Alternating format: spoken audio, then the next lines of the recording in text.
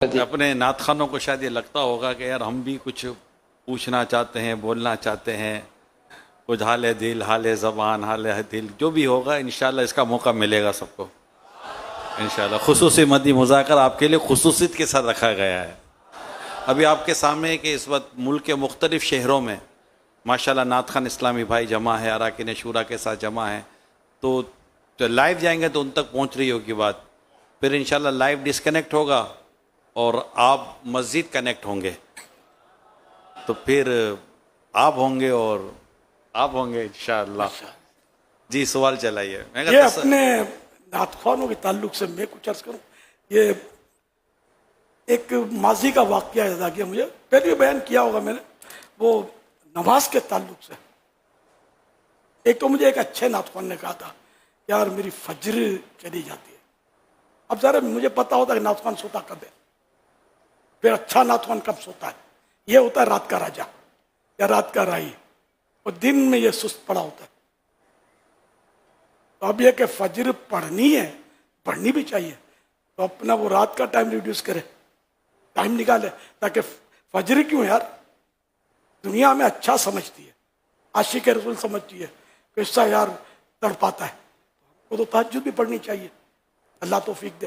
یہاں فجر کے ہی واندے مسائل ہیں، تو ایک تو یہ کہ آپ اس طرح سوئیں کہ آپ کی کم از کم یہ کہ اگر تہجد مل جائے تو میٹھا مدینہ، اگر نہیں بن پاتا تو یار فجر کی جماعت تو ملے یار، جماعت بھی واجب ہے نا، اپنے کوئی اور شرعی عذر نہ ہو تو جماعت سے نماز۔ میں ایک جگہ میں فلم میں دیکھا تھا، میں نے کہیں جمعے کی نماز کے بعد محفل ہوتی تھی، تو میں نے چند بار اٹینڈ کی تھی، تو اس میں کیا ہوتا تھا کہ جب عصر کی اذان تک وہ محفل چلتی تھی، بڑے بڑے ٹوپ کے سمجھو شہر کے نعت خوان وہاں یوں کہہ سکتا ہوں جمع ہوتے تھے۔ جب عصر کی اذان ہوتی تھی تو نمازی مسجد سے آ رہے ہوتے اور کچھ نعت خوان باہر کی طرف۔ ایک بار ایک بزرگ تھے، کوئی ادھیڑ عمر کے تھے یا بوڑھے تھے، ان کو تان چڑھ گیا بھائی، اب اس نے جو بولنا شروع کیا ہے، دیکھو دیکھو ابھی نعتیں سنتے تھے، پڑھتے تھے، ہاں ہاں ہاں کر رہے تھے، اذان ہوئی یہ بھاگے، کاٹو تو خون نہیں گیا، نے ایسا گوکیرا کیا، ہماری میمنی میں بولتے گوکیرا، اور سب کی ناک کاٹ دی اس نے۔ مگر بس جن کو نہیں پڑھنی نماز تو وہ ادھر سے کوئی ادھر سے نکل جاتے ہیں، وہ نکل ہی گئے ہوں گے، تو یہ نہیں ہونا چاہیے۔ دیکھو نماز ہے تو نعت ہے، نماز ہو تو نماز فرض ہے نا، پانچوں ٹائم نماز پڑھ رہے ہیں ہم، جو نعت شریف پڑھتے ہیں جس موجودہ انداز میں، بے شک یہ 100% درست ہو نا، 100% شرعی تقاضوں کے مطابق ہو، تو حد میں حد یہ مستحب عمل ہے نا، مستحب عمل ہے، یعنی اگر کوئی نہیں پڑھتا نعت شریف گناہگار نہیں ہے، ایک مستحب عمل ہے، اخلاص کے ساتھ 100% شریعت کے مطابق وہ کلام پڑھتا ہے تو ثواب کا حقدار ہے، نہ پڑھے تو گناہگار نہیں۔ لیکن نماز نہ پڑھے تو گناہگار، جہنم کا حقدار، کہ جو جان بوجھ کر ایک نماز بھی ترک کر دے، جہنم کے اس دروازے پر اس کا نام لکھ دیا جائے گا جس سے گزر کر وہ جہنم میں داخل ہوگا۔ اعلیٰ حضرت کا فتح رضویہ شریف میں ایک فتویٰ یہ بھی ہے کہ جو جان بوجھ کر ایک نماز قضا کر دے، غالباً یہ قضا کر دے، تو ہزاروں سال جہنم میں رہنے کا مستحق ہے۔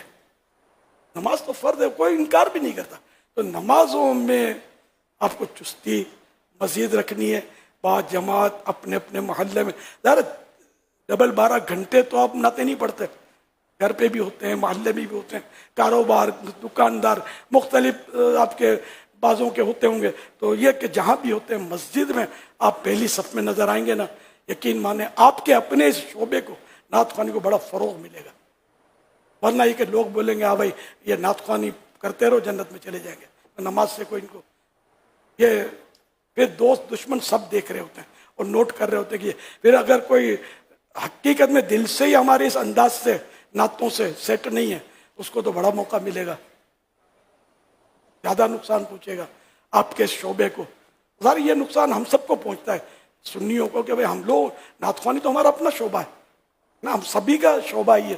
تو یہ کہ اس حوالے سے ہم کو زیادہ احتیاط کرنی ہے. پہلی صف ملے اور ذہن نصیب تکبیر اولا اور پانچوں نمازیں با جماعت ادا کی جائیں.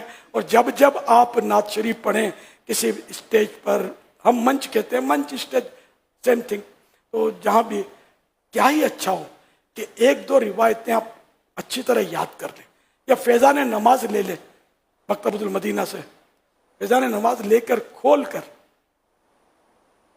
پورا پیج نہیں پڑھتے، آدھا پیج پڑھ کے آپ سنا دیں، چھانٹ کے دیکھ کر نماز پڑھنے کے فضائل، نہ پڑھنے کے نقصانات یا عذابات.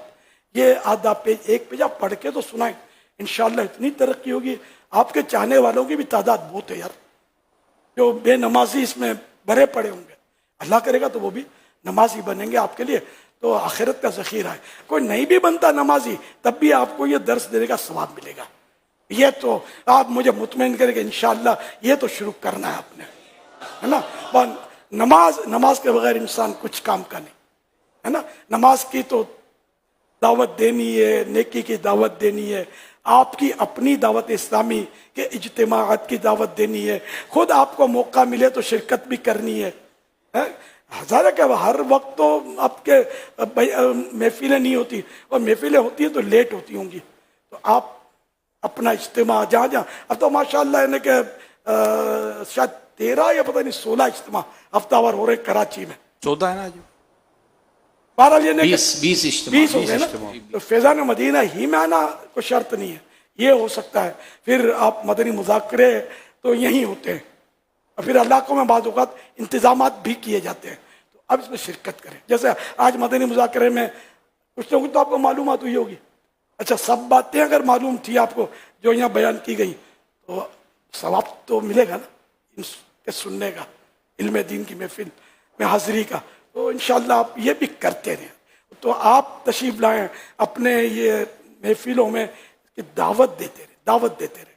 تو دعوت دینے سے بھی آپ کو ثواب ملے گا انشاءاللہ الکریم. آپ کچھ فرما رہے تھے.